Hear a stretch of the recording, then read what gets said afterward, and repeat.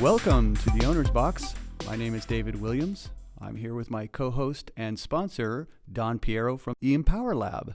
Good morning, David. Exciting morning we've got planned today.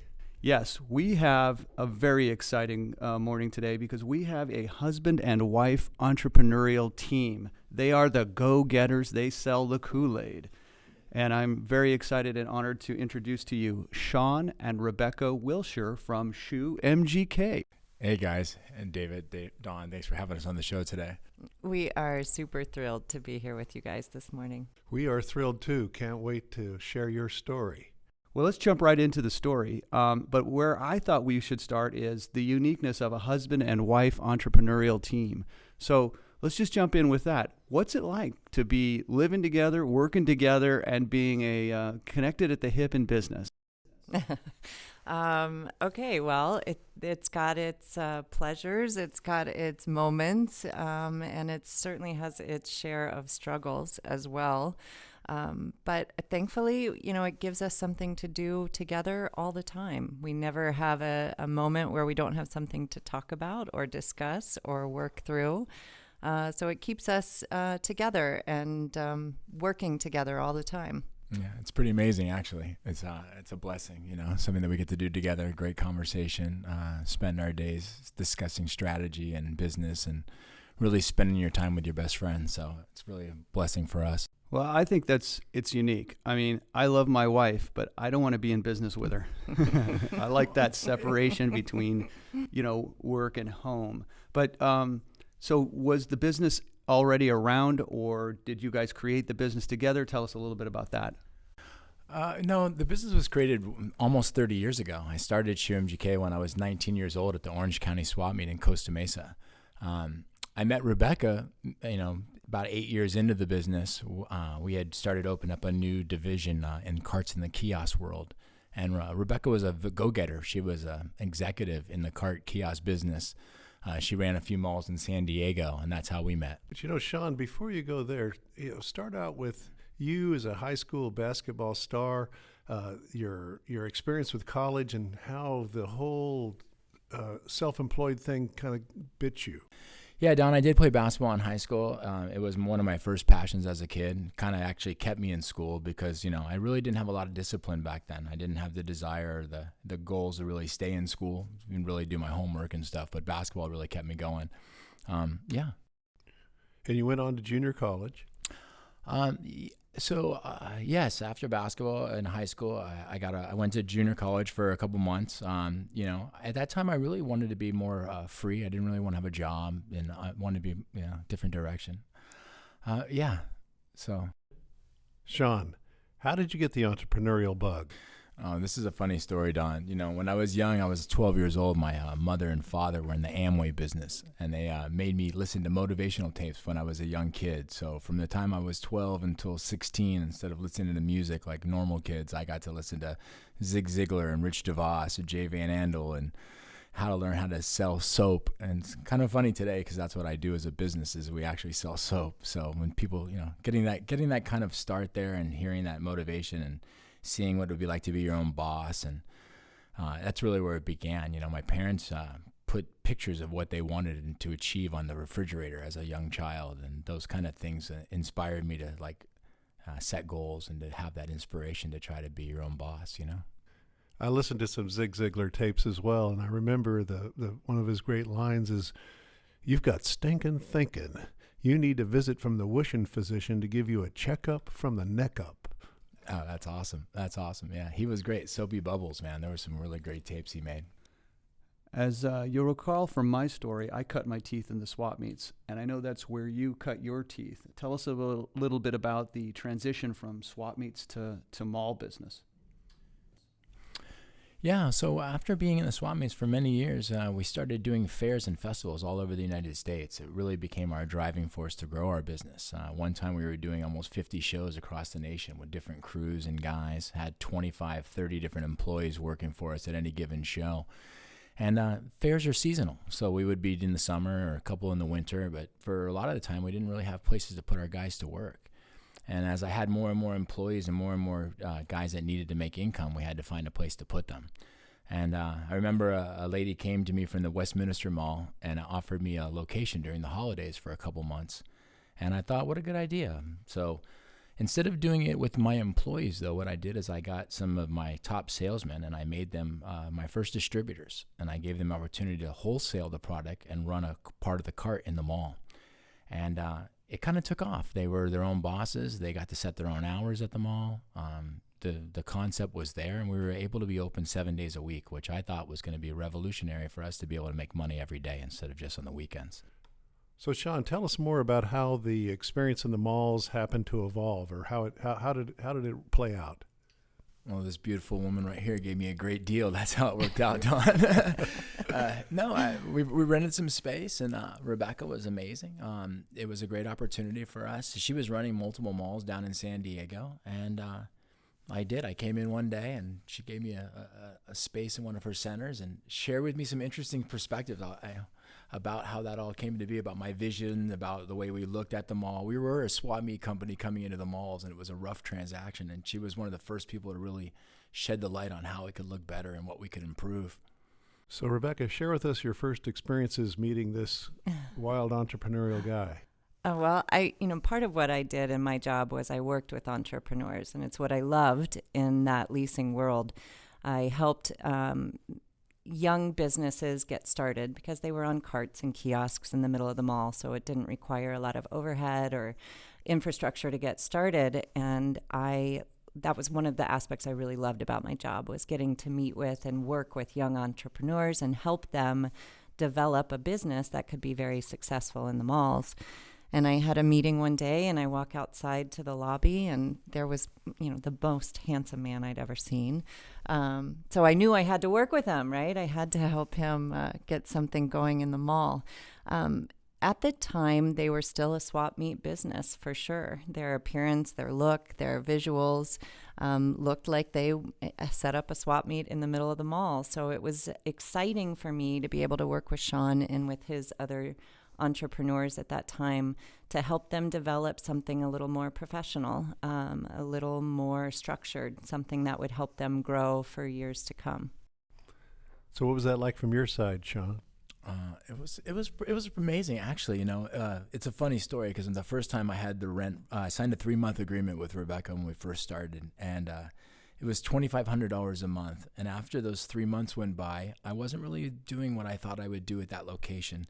And I remember Rebecca saying, "You should try it and stick with it. It'll turn around." And she ended up giving me a discount, Don. And today, I still think that was one of the most amazing things at that moment when we first met. To get a discount from someone was unheard of. I just didn't want him to leave my mall. I didn't want to stop doing business with him. Yeah, and that was the start of something really magical. I mean, it's been an amazing run. I mean, for many years now, almost 15 years, we've been growing this brand together, and it's just been great.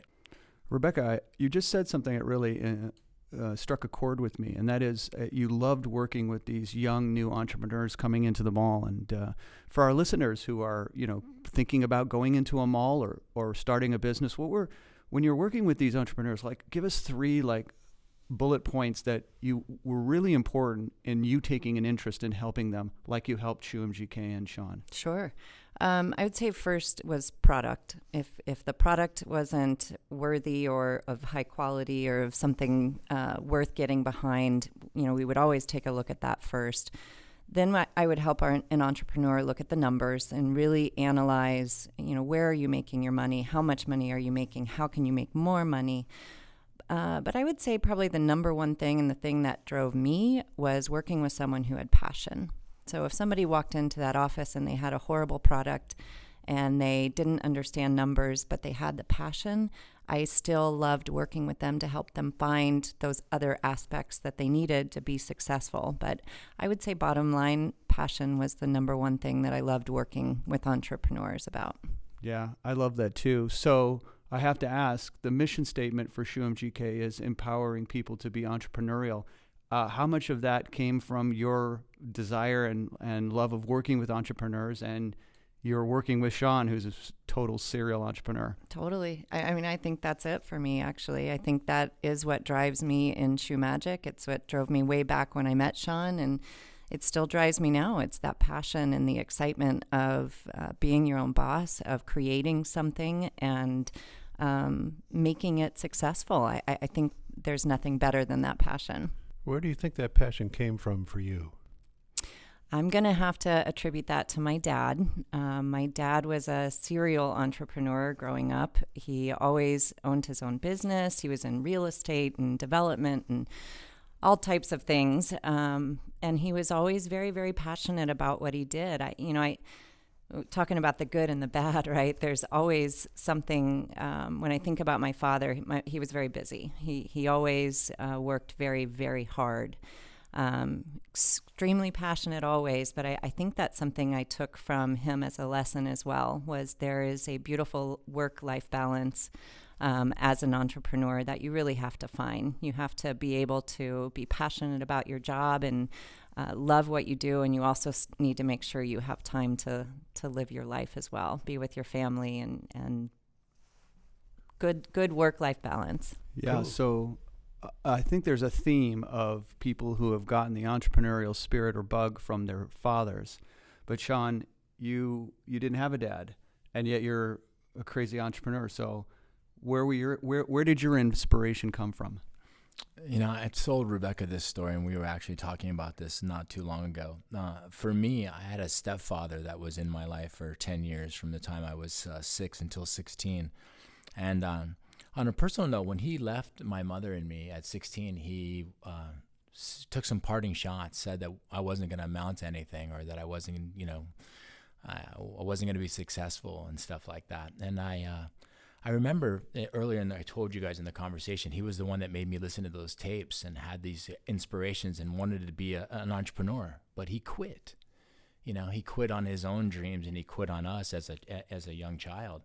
And I remember using this motivation for me to do better, something to be important, like to say, hey, I'm not going to give up. I'm not going to quit. I'm going to stay focused on this desire. So that negative I took as a driving thing to try to be successful. And then when I realized and I met more of my entrepreneurs and my distributors and my guys that were in my team, and I realized a lot of them have the same situation, to see them become successful and to duplicate the same success that we've had is what really gets us up every morning. For us, it's about our downline, about our team. When these guys hit their first six-figure business, or they start having income, or they buy their first house, those kind of success stories really help us drive forward.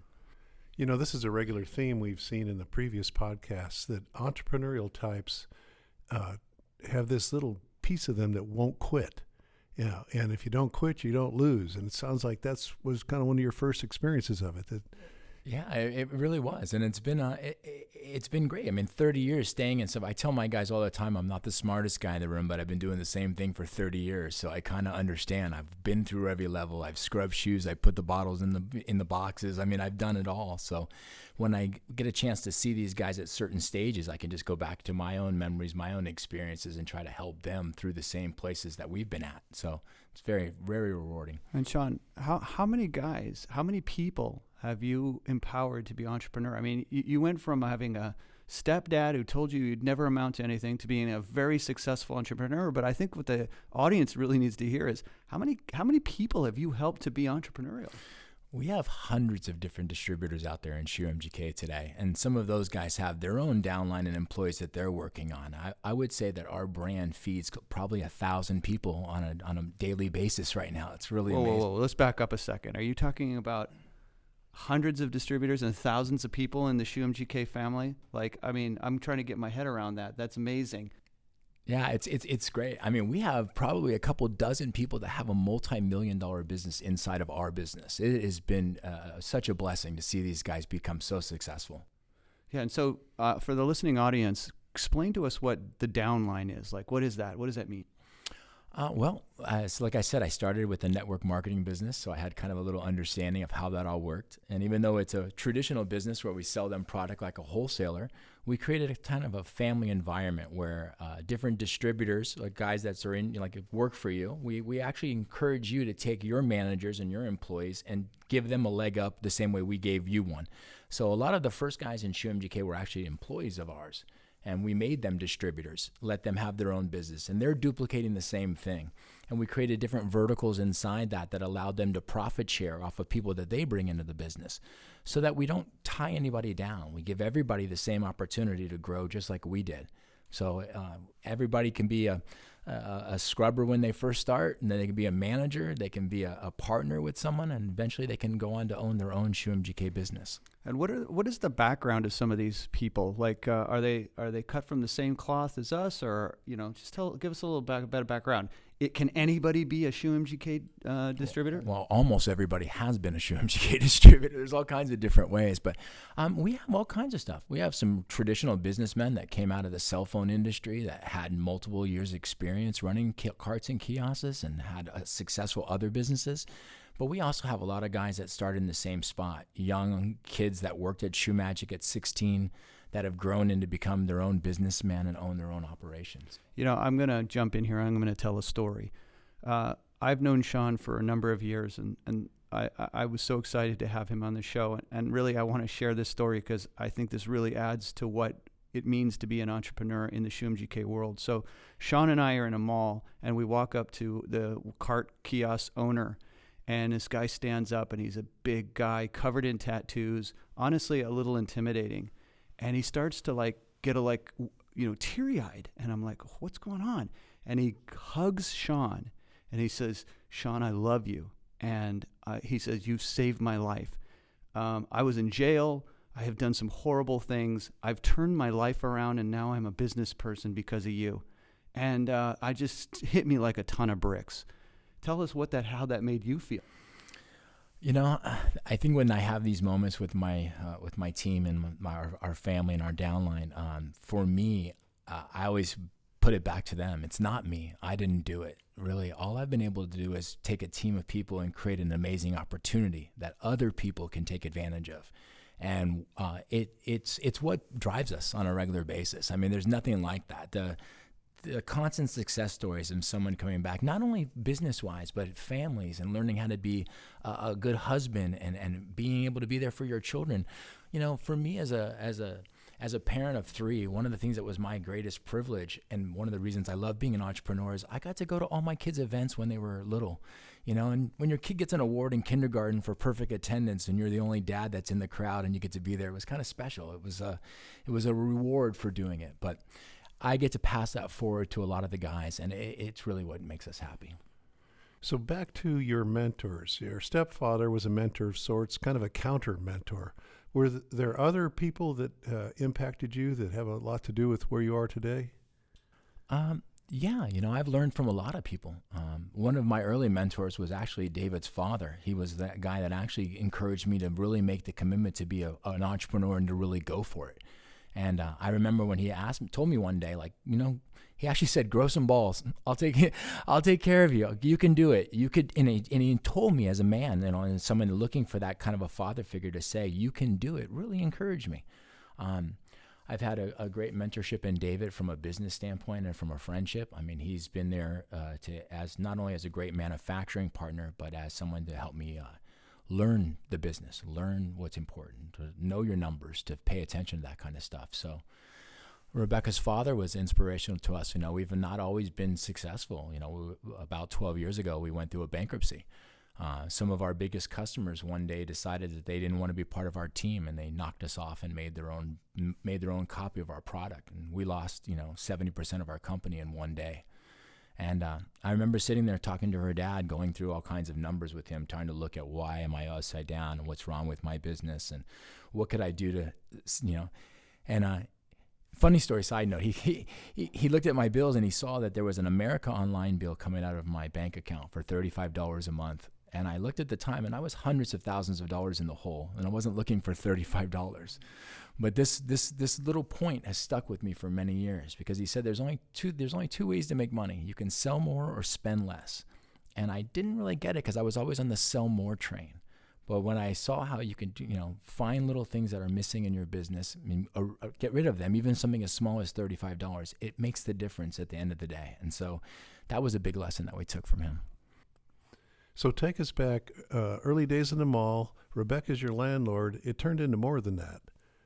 Yes, it did. I A mean, lot more than that, yeah. it was strictly business for the first 6 months of our relationship, but after that, it was very once we Brady bunched our kids together, 2, 4, and 6. It was very interesting, very exciting times.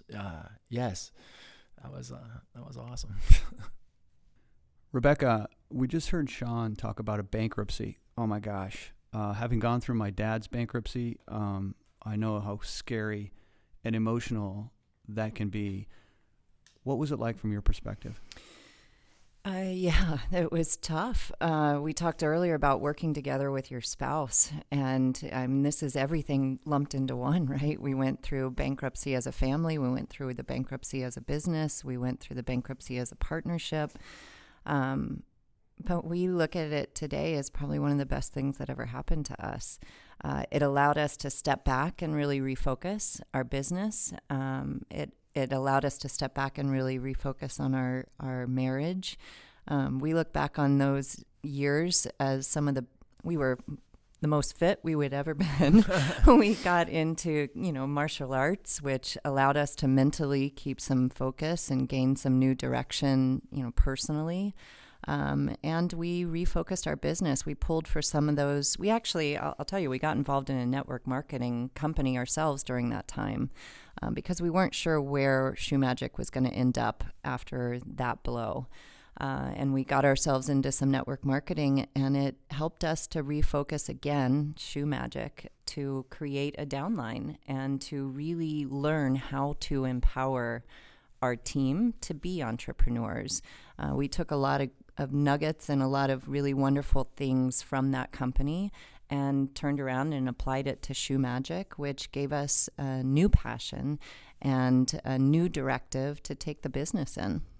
Absolutely. The roadmap to success. Yeah. Sounds kind of like you created a Shoe Magic 2.0.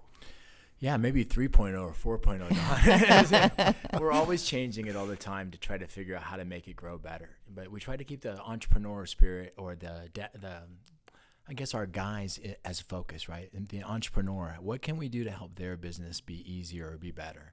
And so that's always been our mission. Yeah, you remind me of a book by Marshall Goldsmith, What Got You Here Won't Get You There. That's a new phrase we've been saying a lot lately, is how can we get to the next level? What can we do? And we think that it's all really by empowering our guys and pushing them again. I think their passion and their stuff is going to help us lead to the next level. We are constantly looking at the business and saying, what else does our team need? What else can we provide?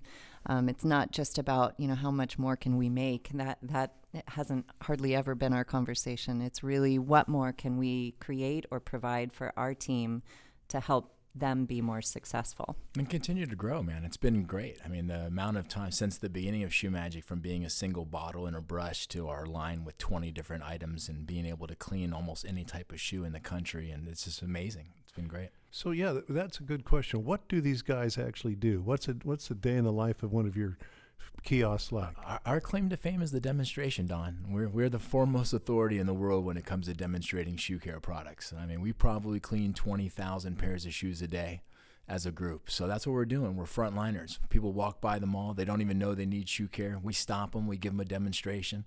You should see how powerful it is with one shoe clean and one shoe not clean. They look at us like, oh, please help us. So it's we clean a lot of shoes. That's how we do it. And then after you clean that second shoe, what happens next? Well, hopefully the customer buys something, Don. But most of the time these guys give them a good experience. It's really personal. In the malls, it's about being an ambassador of the brand. These guys take it to heart. They have a lot of pride. They put on an amazing show. They share something with people, and people care about their shoes. I mean, shoes are expensive nowadays. That's really been the change in our business. There was only $100 pair of Jordans when we first started, and now sneakers are all over $100, and the margins are there, and the need for a product is it's grown tremendously, especially in the last decade. Well, you can't help but read the newspaper or see the news and see how brick and mortar is suffering as online grows and grows, and malls are even having challenges today. How are you guys navigating those challenges? I will say we don't see so much of what you hear in the news at the mall level. We do like to break our malls into categories A, B, C malls, and that's based on the sales and the volume of the mall and the size and the square footage. And we are not seeing a decline in the A and B level malls at all. In fact, our operators are doing better numbers and better sales there than they've ever done. We are seeing some decline in some of the smaller, regional type centers, and those are not where we put our emphasis anyways. We do have a slightly different model than I think a lot of other cart programs that are out there. We are mainly a manufacturer and a wholesaler. We wholesale our products to our independent owner operators who then run their business at the cart level, but we get involved on a much larger level than most wholesale operators do. We have direct relationships with every national developer that's out there. We maintain regional and national level relationships. We believe strongly in a partnership, and that partnership is with our operator, that partnership is with our manufacturer, that partnership is with the mall as well.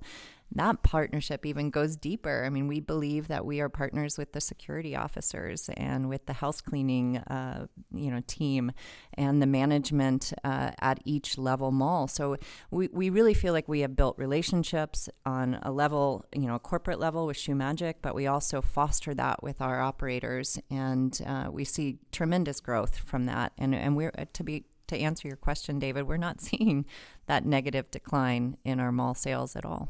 No, we're not traditional either. I mean, the fact that we do the demonstration really carries a lot of weight. People are walking by the mall. You don't need it to be super packed. You just need to be educational, sit down, and really give a person a few minutes of your time. Share a story. That's what our guys do. They take the time to really personally show you about shoe care. They're very passionate about the product. I mean, these guys put on an amazing show. And when it's done right, it's actually a great service for not only for customers that get a free shoe cleaning, but people that go to the mall. The malls like it. It's something that we really find that the customers really like the interaction. It's not just an online purchase. It's something that they can see live. Yeah, I've done it, and I have to tell you, it's like a show. Mm-hmm. It's an experience, and it's analogous to the old days of getting your shoes shined on the street corner or getting a shave. You go to the mall and you get a shoe cleaning, and it's a great experience. A lot of times the upline partner can become a burden to the downline partners. How have you avoided that? How have you managed as you've grown to continue to be a supporting upline partner? Wow, it's a good question, Don. For us, I guess, we find out what our guys need, and we listen, right? And we try not to make ourselves the reason why they're successful, because it's not. We were fortunate to be able to create the tools and to help them get the tools that they need to be successful. But it really is about driving your own bus. These guys, they do the work. They get up every morning. They go to the mall. They set up the system. Yes, we showed them how, and we got them in the door. But they still deliver, and they're growing, and that's how they get there. I mean, well, and something I think we've gotten from talking to you is it's the opposite. It's almost like you and Rebecca are successful because they are. They're not because you are. Yeah, I tell them all the time it's just a box of soap done without them. These guys really make it happen. I mean, they're the driving force behind the brand, and they're all our own things. And that's part of our growth strategy too. We have a vision to continue to grow us as a group, and to continue to find ways that we can all tie in together and watch our brand grow.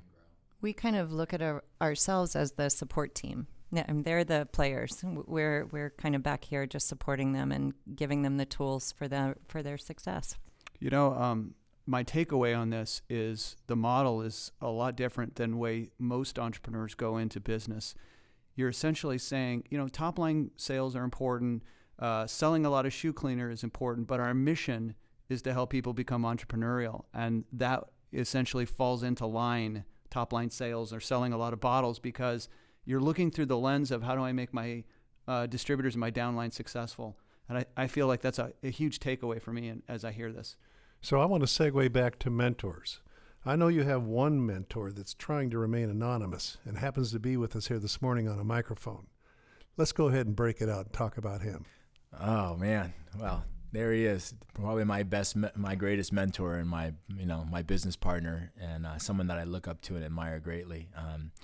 David's been with me for 30 years. His father, he was just a young child. His story. And when his dad and him had this business, they took me as a young kid and gave me guidance and helped me get started. But there's so many things that this man has helped me. And educated and understand. And even like what he's doing today, this is exciting for us to be here because I see what he's doing is paying it forward. You know, he's working once again to help other entrepreneurs and other people, just like he helped me. David's been great. Yeah. I would say David is our greatest asset in a business. He, I wouldn't say he's just a mentor. He's certainly a friend and he's a partner. And probably one of the best things that he's done for us is challenge us. He keeps challenging us to make sure we're looking truly at the business and making sure that it is meeting where we want it to be. And that is to empower entrepreneurs. And, you know, David was a big part in helping us establish that too. No, absolutely. I think for us, I mean, for me, you know, I'm a natural salesman. So the sales part of the business was always normal. It was easy when I was growing up. I just sell more.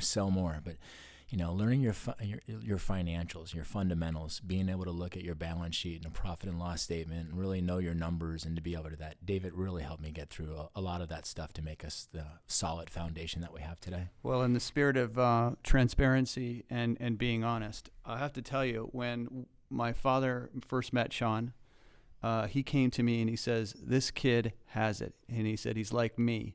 My dad didn't have a dad. My dad was a street guy. My dad hustled newspapers in front of the Coliseum as a kid, and he saw a lot of himself in you. And so he comes back to me and he says, "We got to take care of this kid." Papa Nick, yeah, and that's great. That was 30 years ago. So Shawn and Rebecca, let's shift over to what you would call the golden nuggets that you've taken away from 30 years of growing a business. If you were to just share with our listeners the top 1, 2, or 3 things that you know you use now as guiding principles and you even feel like are your biggest lessons learned, what would they be? I'll start with one. I talked about it earlier with my dad, and I'm so grateful for his example in my life. And that work-life balance that needs to be there. I mean, especially working with my husband every day, all day, and living with him every day, all day. It's so important to remember that balance. One little story, just the other night, we went on date night. And it's so important, if you're working together constantly all the time, to establish those moments like a date night. But even on date night, we challenged each other from the very beginning, who's going to be the first one to bring up the magic, the shoe magic. And we really challenged each other, let's not talk business at all tonight. But we actually had to challenge each other with that because it is such a vital and important part of our life. But equally so, we needed to take that break and to take that time. So I would say one of my most important life nuggets would just be to constantly seek out that work-life balance. Yep, that's a good one. Yeah, I think I like the 10,000 hour conversation. You know, if you stay in something for 10,000 hours, you get to be considered a professional. And so everybody has the cliche, don't quit or don't give up. And I agree with that, right? Stick with it and stuff. But if you stay in your lane, if you stay in focus and you really learn something, I mean, we've spent a lot of time doing this business, the same thing over and over again. And as you see it from different perspectives, year after year, you become an authority in what you're doing. And for me, it was like, stick with something. You don't have to find the next shiny penny or something. If you see a vision, I mean, I said it many years ago, we wanted Shoe Magic to be the Gatorade of shoe cleaner. We wanted it to be a household name. We wanted it to get there. We didn't know how we were going to make that happen. But through our guys and seeing how their success and what we keep working on, that's what I like to do. I like to stick with it, stick with it, pay attention, and go deep into the project. Don't change, Maybe another one for us would be to find your passion. I mean, hopefully through this podcast, it's obvious how passionate Shawn and I are about working with entrepreneurs. But because we are so passionate about that and it's what we do every day, it doesn't feel like work. We have found our passion and we are very excited to have that with each other. Absolutely. So when you bring on a new distributor, what are your first words of inspiration? How do you kick it off? Welcome. Yeah. Welcome to the family. Yeah, really. It's we go through a whole Rolodex of things that we ask them. Where are they? I look at and try to figure out the whole entire financial package. Like, do they have all their ducks in a row? Do they have a driver's license? Do they pay their bills? What's their credit score? All the things that you may need in business later, we have to work them through that program. That's what we. Where's your passion? That's certainly one of our questions. Why are you here? Why are you wanting to do Shoe Magic? One of the most exciting things for us is most of the guys that we get, they're not new to Shoe MGK. Like we said, they're coming from the downline. These people have normally worked on a cart or a kiosk for years before they become an owner in our organization. So a lot of it's their rite of passage. They're ready to move into that next level, and they're excited to be dealing with us directly and becoming an owner. Well, so that's what we do. Don and I started this podcast to have great conversations with and about entrepreneurs. If somebody wants to be an entrepreneur and they love what they've heard about Shoe MGK, how do they find you? Like, what's next steps? I guess we would always encourage you to go to your local mall. Let's start there. Certainly talk to your local Shoe MGK cart or kiosk at your mall. Again, right in line with our downline. If you are able to sign up through and get started with someone, you're already automatically in the family. Or go to our website, shoemgk.com. We've got plenty of information on how to get started, on the business opportunity, and what we're all about. Sounds good. Shawn and Rebecca, cannot thank you enough for taking the time today. This has been especially exciting given that it's both a husband and a wife, and we've gotten a woman's perspective on the owner's box. Thanks very much. Our pleasure, guys. Thanks for having us. Thank you, Don. Thank you, Rebecca. Thank you, Shawn. What a great podcast, and I'm sure the listener is going to walk away with more than one golden nugget, which is always our goal here at From the Owner's Box. And with that, we'll see you next time.